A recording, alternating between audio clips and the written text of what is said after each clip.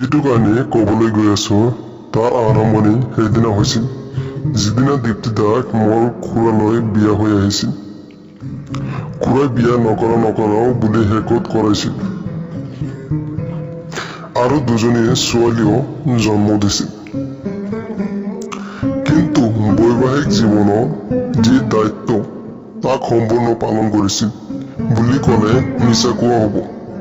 আৰু সেয়া হ'ব বিয়াৰ সময়ত খুড়া বয়স 40 আৰু কমিলা দীপ্তি খুড়ীৰ মাত্ৰ 26 বছৰ। মই হায়াৰ ছেকেণ্ডাৰী পাছ কৰি উঠিছো মাত্ৰ। কলেজীয়া জীৱনৰ জোচ। বাইক চলাই চিগাৰেট জ্বলাই ছোৱালীজনীক ফুৰা দিন। খুড়ীৰ সৈতে প্ৰথমতে একো সম্পৰ্ক নাছিল। কিন্তু কিয় জানো অনুভৱ কৰিছিলো তেওঁ মোৰ সংগ বিচাৰে। যৌৱনৰ প্ৰবল উদ্যমত পাগল মই। সেইবোৰ কথালৈ কাণ খাৰ নাই। BA পাছ কৰি MBA কৰিলো আৰু চাকৰি ললো। বাইকৰ ঠাইত গাড়ী আহিল। ধাবাৰ ঠাইত বাৰ যোৱা হলো। হোটেলৰ ৰুমত ঠাইত ইভকেন মছাজ পাৰ্লাতে ছেক্স কৰা আৰম্ভ হল। আৱেগিক প্ৰতি গুৰুত্ব দি নাপালো। ছোৱালী বহুতো আছিল। কিছু সময়খন চাগে মোক লৈ চিৰিয়াছো আছিল। কিন্তু ইমান মাথা কোনে মাৰে। তৎসত্ত্বে ৰিংকি বুলি ৰেণ্ডিজনীৰ লগত হোৱা সম্পৰ্কটো উল্লেখ কৰিব অৱশ্যই নোৱাৰো। সেই কাহিনী পিছত কম। একে সময়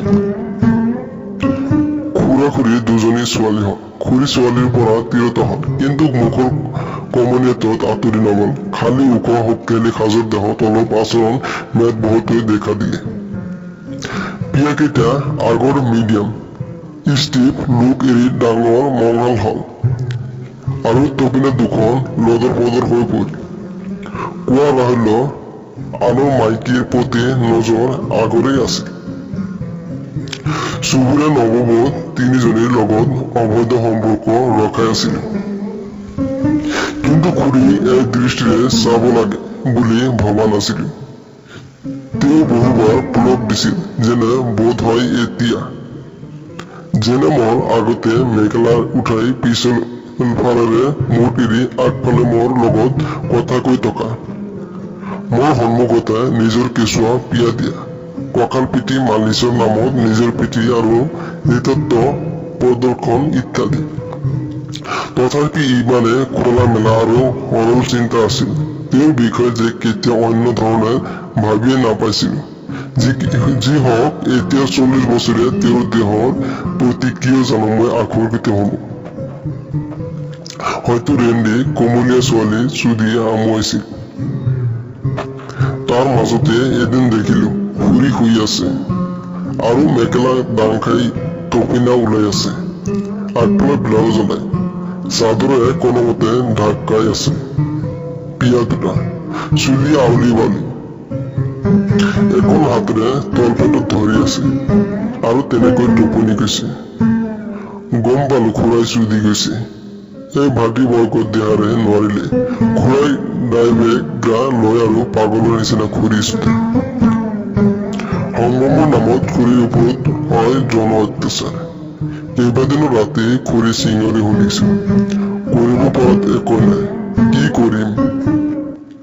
মেৰিটেল ৰেপ বুলি আমাৰ মনত একো ধাৰণাই নাই। যি কি নহওক মই খুড়ীক জগাই পানী এগিলাচ বাকি দিলো। তেওঁ কষ্টেৰে উঠি বহিল।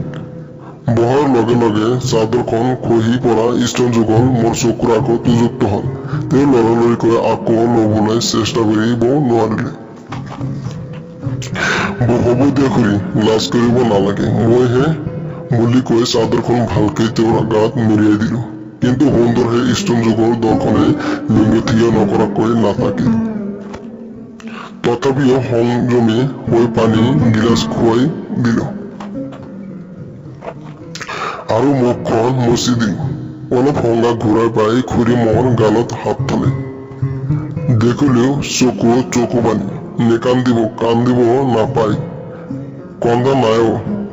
তোলৈ মৰমে লাগিছে। নিজৰ মানুহটোৱে এইদৰে কুকুৰনিৰ নিচিনা মূৰে মূৰে এৰি গুচি গল আৰু তই আহি মোৰ লাজকণ ৰখালি তোক মই কি ভাষা কথাষাৰ শেষ কৰিব নোৱাৰিলে দীপ্তি খুৰীয়ে কান্দি মোৰ কান্ধতে মূৰক গুজি দিলে উপায়হীন হলো লিংগে থিয় হৈ টনটনীয়া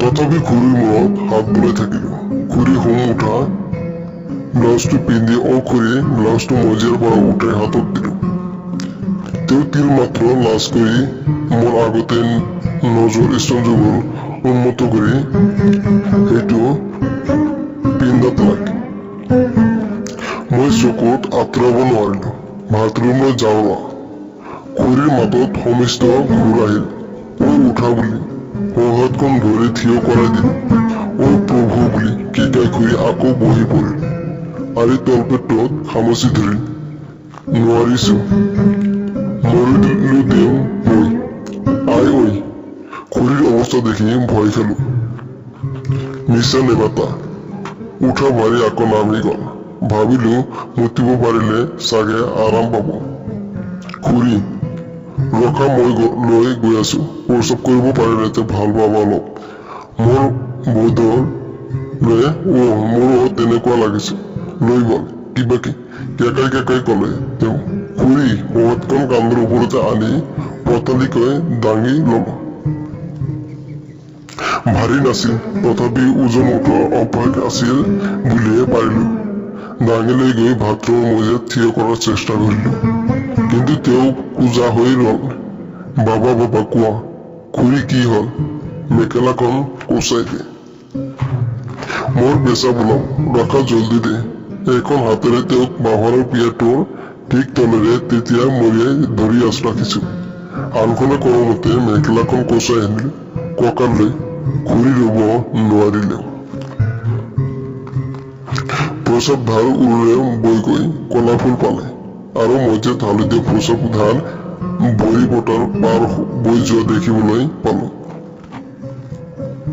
খুৰী বহিব পাৰে নেকি চোৱা গোটেই মানুহজনে লেতেৰা হব তুমি কথা শুনি খুৰীয়ে ভৰি দুখন অলপ মেলি বহিবলৈ চেষ্টা কৰিলে আৰু কেকাই উঠিল হাতেৰে প্ৰস্ৰাৱৰ দ্বাৰা ওপৰত নম থকা অংশ ধৰিবলৈ চেষ্টা কৰিলে কিন্তু নোৱাৰিলে বুজিছিলো বিষাইছে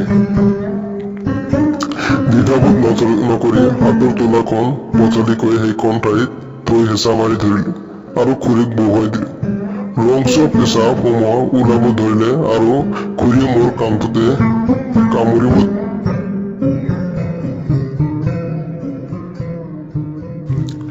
প্ৰস্ৰাৱ লোৱা বন্ধ অলপ গৰম পানী অলপ লৈ তেওঁৰ বুজখন আৰু প্ৰস্ৰাৱৰ দ্বাৰা খুৱাই দিলো খুৰী লেবাজন হৈ পৰিছিল যদি একনি বন্ধ হৈছিল বিষ কমিছিল হবলা মাগত গৰম পানী লৈ বালখিনিত লাহে লাহে বাকি দিলো খুৰীয়ে ভাল পালে চাগে সেই খোৱাত হঠাতে কলে আকৌ অলপ দে মই আকৌ 2-3 মাক তেনেকৈ লাহে লাহে বাকি দিলো তেওঁৰ বুজত তাৰপিছত তেনেকৈ দাঙি আনি চকীত বহুৱাই দিলো আৰু গামোচা এখনে মচি দি কানি কাপোৰ থান-থিত লগালো খুৰীৰ চকুৰে দেখিলে অনৰ্গল পানী বৈ আছিল কি হল খুৰী বিষ কমা নাই মই সন্ধিয়াৰ দৰে লৈ আহিম ভাল পাই যাব তেওঁ হাঁহিবলৈ যত্ন কৰিলে মই চকু পানী মচি গালত হাতখন থলো তেওঁ মোৰ হাতৰ ওপৰত নিজৰ হাতখন থৈ মোৰ হাতখন আঁতৰাই আনি নিজৰ 2 হাতৰ মাজত ললে মাইনাহঁত আহি নাই পোৱা পাব খুৰী 12টা বাজিলেহে আৰু 2 ঘণ্টা আছে ভাত হল কমলাই ৰান্ধি আছে হ'ব বাৰু তুমি অলপ টিভি চোৱা ঠিক আছে বুলি কোৱাত দীপ্তি খুৰীয়ে নি ড্ৰয়িং ৰুমত বহুৱাই দিলো আৰু টিভিটো চলাবলৈ দি পাকঘৰলৈ গলো ধৰণী কণ্ঠত আজি মাৰিছে না তাই কমলাই সুধিলে হ'ব দে একো নকবি তাক এদিন দিম ভালকে এতিয়া কোৱা কি বনাইছে বুলি কৈ কমলাৰ প্ৰতি টিভি দিলো কমলা আমাৰ ঘৰত কাম কৰা মাইকী মোক সৰুৰে পৰাই ডাঙৰ কৰিছে। বয়স 50 মান হওক, বিয়া নহল। পিছত ময়ে তাইক কুমাৰিত কৰিলো। তেতিয়াৰ পৰা আজি প্ৰায় 6 বছৰ ধৰি ঘৰত সময় সুবিধা মিলি কমলাক চুলো। নীৰৱ শুকান কমলাৰ দেহৰ পৰিৱৰ্তন ঘৰৰ মানুহে লক্ষ্য নকৰাকৈ থাকিলে। শুকান টান বক্ষ যুগল এতিয়া মংহাল, পেটত চৰকীৰ লেপ পৰিল। তপিনা নিপতল হৈ স্পষ্টকৈ দুৱাৰখন। শাৰী পিন্ধিলে, নাচাই নোৱাৰি। ঘৰে কেইবাৰো ধান্দা কৰিছিল, কিন্তু মোৰ ভয়ত সাহস কৰা নাই। বাকীবোৰ কমলাৰ আগত খুৰাকে সন্দেহ কৰিলে। খুৰাই ভালকৈ জানে কমলাৰ ৰেণ্ডি কাৰ, এতেকে পাঙ্গা নলয়। যি কি হওক, কমলাই ধৰণী খুৰাৰ চকু পৰিল দেখিব নোৱাৰে। তাইৰ মতে সি এটা বাৰী নুফুটাৰ ফুটা বিচাৰি ফুৰা বিল্লা বলত। এবাৰ মদৰ নিচাত কমলাক জবৰদস্তি কৰিব গৈ গুটিত ভাল কৰা খাইছে। তাৰপিছত অৱশ্য মই দম দিছো, কিন্তু ধান্দা এৰা নাই। ইয়াক কুকুৰৰ বাহিৰলৈ কাটি পেলাব নোৱাৰেনে? কমলাই আকৰ্ষক কলে। তেতিয়া মই তাইৰ শাৰী পেটিকোট উঠাব বছত আৰু মোৰ বাৰীডাল আগত থু ঘঁহি আছো, নোৱাৰো। এদিনৰ দীপ্তি কৰি আকাল হব। মই কলো, এতিয়া যেন তাই প্ৰতিদিন ভৰভোজ খাইছে। হেৰ ধৰণী, চুদাতকৈ তইহে তাইৰখন খুৱাই দিয়াৰ আগ্ৰহ বেছি, যি দেখিছো। লাহেকে ক, শুনিলে শুনো। তাই পাতকৈ আছে। তই সেই কমলাৰ কথা বন্ধ হওক বুলিয়ে জোৰে সোমাই দিলি বাৰীডাল তাইৰ ভোজত। তাই হাতেৰে নিজৰ মুখখন চেপি ধৰিল। কি কৰি আছিল নকব কিয়? ৰেণ্ডি কলা। বুজ বেছি গৈছিল তোৰ কমলা, অলপ বেছিকৈ খজুৱাব লাগিব, যি দেখিছো। মই জোৰে জোৰে চুদিব ধৰিলো। কমলাই কষ্ট পালে। ফৰপ্লেন নকৰাকৈ বাৰীয়ে সোমাই দিলে। তাইক ধিক্কাৰ পাই দেহৰ গঠন লৱণীয়া হৈ থাকিলে। উভতিৰ ভয়। বুজ ইমান সহজে পিছল নহয়। তাই কোনোমতে মিঠাতেলৰ বটলটো আনি পিছল আগুৱাই দিলে মোৰ ফালে। মই বুজি পাই চুদা বন্ধ কৰিলো। কমলাই ঘনে ঘনে উশাহ লৈছে। এনেকৈ কৰিলে